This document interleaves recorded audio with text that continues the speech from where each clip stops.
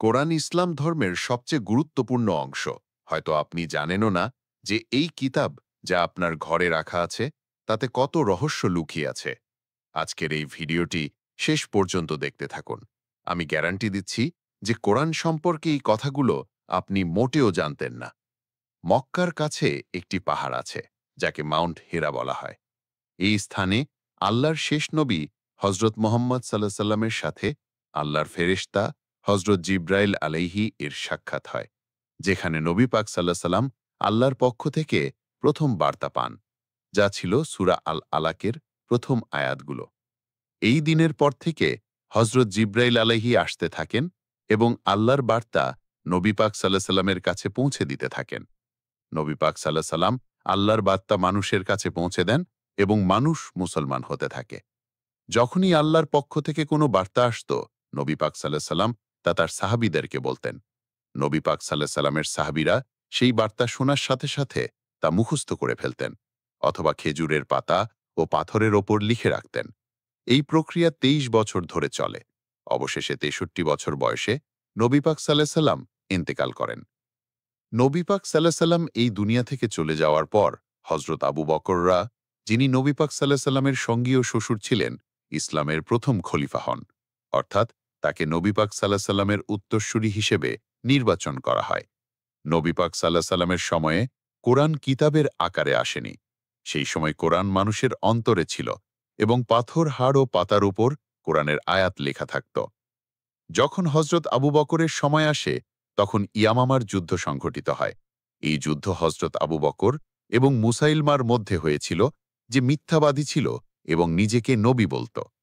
যখন এই যুদ্ধ হয়, তখন এই যুদ্ধে ৭০ জন এমন মুসলমান মারা যান যাদের কোরআন মুখস্থ ছিল, যাদের মধ্যে একজন সাহাবী ছিলেন সালিম মাওলা আবু হুজাইফা, যাকে নবী পাক সাল্লাল্লাহু আলাইহি ওয়াসাল্লাম কোরআন সম্পর্কে খুব বিশ্বাস করতেন। তাই এই সাহাবীদের শাহাদাতের পর হজরত ওমররা হজরত আবু বকরকে সমস্ত আয়াত একটি কিতাবের আকারে একত্রিত করার জন্য রাজি করান এবং এই কাজের দায়িত্ব যাইদ বিন সাবিতকে দেওয়া হয়। তারপর যখন হজরত উসমান রাদিয়াল্লাহু আনহু খলিফা হন, তখন তিনি কোরআনের ব্যঞ্জন বর্ণের কাঠামো সংকলন করেন, যাতে মানুষ কোরআন সঠিকভাবে পড়তে পারে। যখন থেকে এই কোরআন কিতাবের আকারে এসেছে, তখন থেকেই এটি তার বিশেষত্বের প্রমাণ দিয়েছে। বিজ্ঞান যত অগ্রসর হয়েছে, কোরআনের রহস্য তত আমাদের সামনে উন্মোচিত হয়েছে। যে ভাষায় কোরআন নাজিল হয়েছে, এটি আরবি সাহিত্যের সবচেয়ে সেরা ও নিখুঁত রূপ। এই কিতাবের প্রতিটি শব্দ ও বাক্য তার মানদণ্ড পুরোপুরি বজায় রাখে। এই কিতাব একই বিষয়কে বারবার পুনরাবৃত্তি করে এবং প্রতিবারই এর বর্ণনা নতুন আঙ্গিকে আসে। এর সমস্ত শব্দ অত্যন্ত সুন্দরভাবে একে অপরের সাথে সংযুক্ত। এই কিতাবের আজ ১৪০০ বছর হয়ে গেছে এবং আজ পর্যন্ত এই মানের কোনো কিতাব তৈরি হয়নি। এই ধরনের কিতাব মানুষের পক্ষে লেখা অসম্ভব, যা আল্লাহ কোরআনে সূরা ইসরার আয়াত ৮৮-তেও বলেছেন। আপনি বলুন, যদি সব মানুষ ও জিন একত্রিত হয়ে এই কোরআনের মতো কিছু তৈরি করতে চায়, তবে তারা এর সমতুল্য কিছু আনতে পারবে না, যদিও তারা একে অপরের সাহায্যকারী হয়। নবী পাক সাল্লাল্লাহু আলাইহি ওয়াসাল্লাম তার জীবদ্দশায় যে বক্তৃতা দিয়েছেন, সেগুলোতেও এমন আবেদন নেই যা কোরআনে আছে। এতে প্রমাণিত হয় যে এই কোরআন নবী পাক সাল্লাল্লাহু আলাইহি ওয়াসাল্লাম নিজ থেকে তৈরি করেননি, বরং আল্লাহর পক্ষ থেকে নাজিল হয়েছে। এমনকি মওলা আলী আলাইহিস সালামও শৈশবকাল থেকেই কোরআন পড়েছিলেন এবং মওলা আলীর জ্ঞানের আলোচনাও আপনারা শুনেছেন। কিন্তু নাহজুল বালাগা, যে কিতাবে মওলা আলীর খুতবা লেখা আছে, এই কিতাবের আবেদনও কোরআনের সমান নয়, কারণ এই কিতাবটি সবচেয়ে অনন্য। এটি শোনার পর শ্রোতার বিশ্বাস হয় যে এটি সত্য। এর শব্দগুলো মানুষের আত্মায় প্রবেশ করে, যার প্রমাণ আমরা হাদিসেও পাই। একবার আবু জাহেল ও আবু সুফিয়ান, যারা সেই সময়ে ইসলামের সবচেয়ে বড় শত্রু ছিল, এক রাতে তারা গোপনে নবী পাককে কোরআন পড়তে শুনছিল। এছাড়া আরও অনেক মানুষ শুধু কোরআন শুনেই মুসলমান হয়ে গিয়েছিল। আল্লাহ কোরআনে বলেন, এবং এটি সেই কিতাব যাকে আমরা বরকত হিসেবে নাজিল করেছি।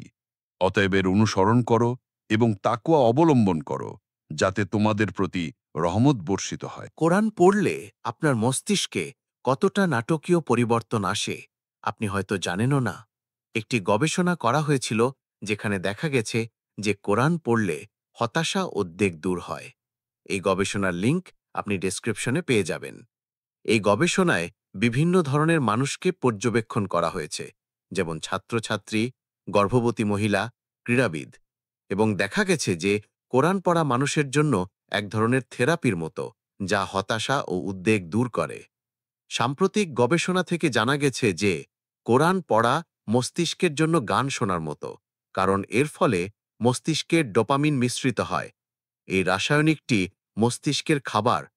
কোরআন সময়ের সাথে সাথে মুসলিম সভ্যতার মানসিক সক্ষমতাকে উন্নত করেছে। কোরআনের শুধু লেখাই অনন্য নয়, বরং এতে অনেক প্রশ্নের উত্তর লুকিয়ে আছে, যার উত্তর বিজ্ঞান এখন খুঁজে পেয়েছে, কিন্তু কোরআন এই সবকিছু 1400 বছর আগেই বলে দিয়েছিল। বিগ ব্যাং, ব্ল্যাক হোল, পৃথিবীর আবর্তন, মহাবিশ্বের সম্প্রসারণ, লোহা, আঙুলের ছাপ, নিউরোপ্লাস্টিসিটি এবং মানুষের সৃষ্টি, এই সবকিছুর ব্যাখ্যা কোরআনে করা হয়েছে, যা জানতে আজ বিজ্ঞানের এত বছর লেগে গেছে। কোরআনের এই অলৌকিকতা খুবই আকর্ষণীয়। যেমনটা আমরা জানি যে আমাদের সৌরজগতে মোট 8টি গ্রহ রয়েছে, কিন্তু মজার ব্যাপার হলো ইন্টারন্যাশনাল অ্যাস্ট্রোনমিক্যাল ইউনিয়ন 3টি বামন গ্রহকে আমাদের সৌরজগতের অংশ হিসেবে ঘোষণা করেছে। আর এই কথা কোরআন আগেই বলে দিয়েছিল। কোরআনে হযরত ইউসুফ আলাইহিসসালাম তার পিতাকে বলেছিলেন যে তিনি স্বপ্নে 11টি গ্রহ দেখেছেন। শুধু তাই নয়, আপনারা সবাই তো ভালো করেই জানেন যে আমরা আমাদের মস্তিষ্ক দিয়ে চিন্তা করি, কিন্তু কোরআন বলে যে মানুষের হৃদয়ও চিন্তা করে। আপনি ঠিকই শুনেছেন। এই জিনিসটি যা আমাদের শরীরে রক্ত পাম্প করে, কোরআন বলে যে আমরা এর মাধ্যমে চিন্তা করি। এখন পর্যন্ত এটি সবার কাছে অসম্ভব মনে হতো, কিন্তু সম্প্রতি একটি নতুন আবিষ্কার হয়েছে যেখানে জানা গেছে যে মানুষের হৃদয়ে 40,000 বিশেষায়িত কোষ থাকে, যাকে সেন্সরি নিউরাইটস বলা হয়। এই কোষগুলি স্বাধীনভাবে চিন্তা করে এবং অনুভব করে। বিজ্ঞান বিশ্বাস করে যে এই পৃথিবীতে জল উল্কাপিণ্ডের মাধ্যমে এসেছে, আর কোরআন এই কথাও আগেই বলে দিয়েছিল। এবং শুধু এটিই নয়, কোরআন আরও বলে যে আমরা প্রতিটি জীবন্ত জিনিস জল থেকে তৈরি করেছি। এখন বিজ্ঞান জানতে পেরেছে যে কোষের সাইটোপ্লাজম 80 অর্থাৎ 80% জল দিয়ে গঠিত। কোরআনের এই অলৌকিকতা খুবই আকর্ষণীয়। 28 নভেম্বর 1967 সালে পালসার তারার শব্দ আবিষ্কার করা হয়। এই হলো সেই শব্দ। এমন মনে হচ্ছে যেন কেউ দরজায় আঘাত করছে। কোরআন এই তারার কথা 1400 বছর আগেই উল্লেখ করেছে। এই আয়াতে এই তারার নাম তারিক নেওয়া হয়েছে। তারিক মানে হলো আঘাত করা। এই শব্দে যদি আপনি মনোযোগ দেন, তবে মনে হবে যেন কেউ দরজায় আঘাত করছে। কোরআনে এই তারাকে উজ্জ্বল তারা বলা হয়েছে, যেমন পালসার তারা হয়। 19 শতকে এটি আবিষ্কৃত হয় যে আমাদের গ্রহ পৃথিবীর চারপাশে স্তর রয়েছে যা এটিকে রক্ষা করে, কিন্তু কোরআন এই কথা 1400 বছর আগেই বলে দিয়েছিল। এছাড়া ভ্রূণবিদ্যাকেও 100% নির্ভুলতার সাথে কোরআন ব্যাখ্যা করেছে। এছাড়াও কোরআনের 6ষ্ঠ অধ্যায়ে বলা হয়েছে যে হযরত ইব্রাহিম আলাইহিসসালামের জাতি সূর্য, চাঁদ এবং তারার পূজা করত। সম্প্রতি প্রত্নতাত্ত্বিকেরা এটি আবিষ্কার করেছেন যে এই অঞ্চলের লোকেরা সত্যিই তাদের পূজা করত। কিন্তু মজার ব্যাপার হলো, এই জ্ঞান হাজার হাজার বছর ধরে হারিয়েছিল। এখন সম্প্রতি এটি 20 শতকে আবিষ্কৃত হয়েছে। আধুনিক বিজ্ঞান এটি আবিষ্কার করেছে যে যখন মানুষ মিথ্যা বলে, তখন তার মস্তিষ্কের যে অংশকে সিঙ্গুলেট গাইরাস বলা হয় সেটি ব্যবহৃত হয়। কিন্তু কোরআন এটি সবসময় আগেই বলে দিয়েছে, যদি সে বিরত না হয় তবে অবশ্যই আমরা তার কপালের চুল ধরে টানব, সেই কপাল যা মিথ্যাবাদী ও পাপী। এছাড়াও যদি দেখা যায়, তবে মানুষ তার চোখের পিউপিল নিয়ন্ত্রণ করতে পারে না। এটি মানুষের জন্য বৈজ্ঞানিকভাবে অসম্ভব। কিন্তু যখন মানুষ মিথ্যা বলে, তখন তার চোখের পিউপিল প্রসারিত হয়। অর্থাৎ আপনি একজন মানুষের চোখ দেখে বুঝতে পারবেন যে সে মিথ্যা বলছে না সত্যি। আর এই কথা আল্লাহ কোরআনে বলেন। আল্লাহ চোখের বিশ্বাসঘাতকতা জানেন এবং যা কিছু হৃদয়ে লুকিয়ে আছে তাও জানেন। এগুলো ছিল কোরআনের কিছু অলৌকিকতা। এছাড়াও কোরআনের আরও অনেক অলৌকিকতা রয়েছে, যা নিয়ে আমরা অন্য কোনো দিন কথা বলবো। এখন কোরআনের এই চমৎকার প্যাটার্ন সম্পর্কে জেনে নিন। কোরআনের প্যাটার্ন এতটাই অনন্য যে এটি জেনে আপনি নিজের মাথা ধরে ফেলবেন। কোরআনের এই অ্যালগরিদমটি দেখুন। কোরআন বলে যে ১ বছরে ১২ মাস হয়, আর আরবিতে মাস শব্দটি কোরআনে ১২ বারই এসেছে। আর যেমনটা আপনারা জানেন, ১ বছরে ৩৬৫ দিন হয়। কোরআনে দিন শব্দটি আরবিতে ৩৬৫ বারই এসেছে। এছাড়াও এই প্যাটার্নটিও খুবই চমৎকার। কোরআনে নবী পাক সাল্লাল্লাহু আলাইহি ওয়াসাল্লামের মৃত্যুর কথা ৩ বার উল্লেখ করা হয়েছে। যদি আপনি সেই অধ্যায়গুলোর সংখ্যা একত্রিত করেন, যেখানে নবী পাক সাল্লাল্লাহু আলাইহি ওয়াসাল্লামের মৃত্যুর কথা উল্লেখ করা হয়েছে, তাহলে মোট সংখ্যা ৬৩ আসবে, যা ছিল নবী পাক সাল্লাল্লাহু আলাইহি ওয়াসাল্লামের বয়স। এছাড়াও যে অধ্যায়গুলোতে নবী পাক সাল্লাল্লাহু আলাইহি ওয়াসাল্লামের মৃত্যুর কথা উল্লেখ আছে, সেগুলোর পেছনেও অর্থ আছে। যেমন এই যে ৪০ নম্বর, নবী পাক সাল্লাল্লাহু আলাইহি ওয়াসাল্লামকে নবুয়ত ৪০ বছর পরেই মিলেছিল। একইভাবে এই যে ১৩ নম্বর অধ্যায়, নবী পাক সাল্লাল্লাহু আলাইহি ওয়াসাল্লাম মক্কায়ও ১৩ বছর কাটিয়েছিলেন।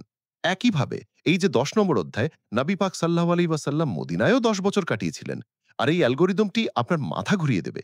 কোরআনে সূরা আল আম্বিয়ার ৩৩ নম্বর আয়াতে আল্লাহ বলেন, আর তিনি যিনি রাত ও দিন, সূর্য ও চাঁদকে সৃষ্টি করেছেন, সকলে নিজ নিজ কক্ষপথে বিচরণ করছে। আর তিনি যিনি রাত ও দিন, সূর্য ও চাঁদ সৃষ্টি করেছেন, সবাই নিজ নিজ কক্ষপথে বিচরণ করছে।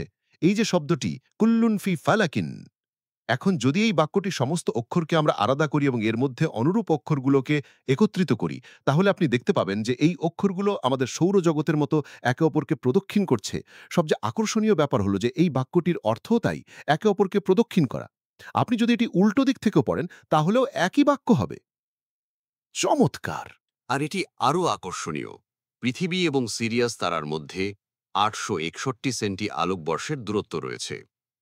কোরআনে সূরা আন নাজমের প্রথম আয়াতে এই তারার কথা উল্লেখ করা হয়েছে, আর এই সূরার ৩২ নম্বর আয়াতে পৃথিবীর কথা উল্লেখ করা হয়েছে। এই দুটি শব্দের মাঝখানে ৮৬১টি অক্ষর আসে। কথা হল, পৃথিবী এবং সিরিয়াস তারার মধ্যের দূরত্ব ৮৬১ আলোকবর্ষ। কোরআনে লোহা শব্দের উল্লেখ করা হয়েছে। যদি দেখা যায়, তবে কোরআনের শুরু থেকে লোহা শব্দ পর্যন্ত মোট ৫১০০ অর্থাৎ ৫,১০০টি আয়াত আসে। আর এখান থেকেই বিষয়গুলো আকর্ষণীয় হয়ে ওঠে। বিজ্ঞানীরা সম্প্রতি এটি আবিষ্কার করেছেন যে লোহা পৃথিবী থেকে ৫১০০ কিলোমিটার নিচে পাওয়া যায়। কি অসাধারণ! যেমনটা আপনি দেখতে পাচ্ছেন, কোরআনের অ্যালগরিদম কতটা অসাধারণ। আর এগুলো ছিল কিছু উদাহরণ। এমন আরও অনেক প্যাটার্ন আমরা কোরআনে পাই, যা আমরা আপনাদেরকে শর্টসের মাধ্যমে জানাবো। কোরআন সত্যি এই পৃথিবীর সবচেয়ে অনন্য কিতাব, কিন্তু দুঃখের বিষয় হল, আজ এই কিতাব আমাদের ঘরে মাসের পর মাস ধরে একপাশে পড়ে আছে। আর যারা কোরআন পড়ে, তারা এটি আরবি ভাষায় পড়ে, যা তারা কিছুই বোঝে না, কেবল একটি তোতার মতো পড়ে যাচ্ছে। কোরআনে এত বৈজ্ঞানিক প্রশ্নের উত্তর থাকা সত্ত্বেও কেন আজ কোনো বড় বিজ্ঞানী মুসলমান নন? এর কারণ এই যে আমরা কোরআন ভুলভাবে পড়েছি। নবী পাক সাল্লাল্লাহু আলাইহি ওয়াসাল্লাম বলেছিলেন যে আমার চলে যাওয়ার পর দুটি জিনিসকে আঁকড়ে ধরে থাকতে, একটি আমার আহলে বাইত এবং অন্যটি কোরআন। যখন একজন জাপানিকে একজন শেখ কোরআনের একটি বাক্য শোনালেন যে স্মরণ করো তোমার প্রতিপালকের অনুগ্রহ তার বান্দা জাকারিয়ার প্রতি, যখন তিনি তার গোপন আহ্বান করেছিলেন, এবং তারপর আরবি ভাষার একটি বাক্য শোনালেন যে আমরা এখানে এসেছি, এরপর যখন তাকে জিজ্ঞাসা করা হলো যে সে কোনো পার্থক্য অনুভব করেছে কিনা, তখন সেই জাপানি লোকটি তৎক্ষণাৎ বলল যে প্রথম বাক্যটি যা সে শুনেছিল তাতে কোনো বিশেষত্ব ছিল। এই কোরআন সেই কিতাব যার শব্দগুলো সাধারণ মানুষের হৃদয় নেমে আসে।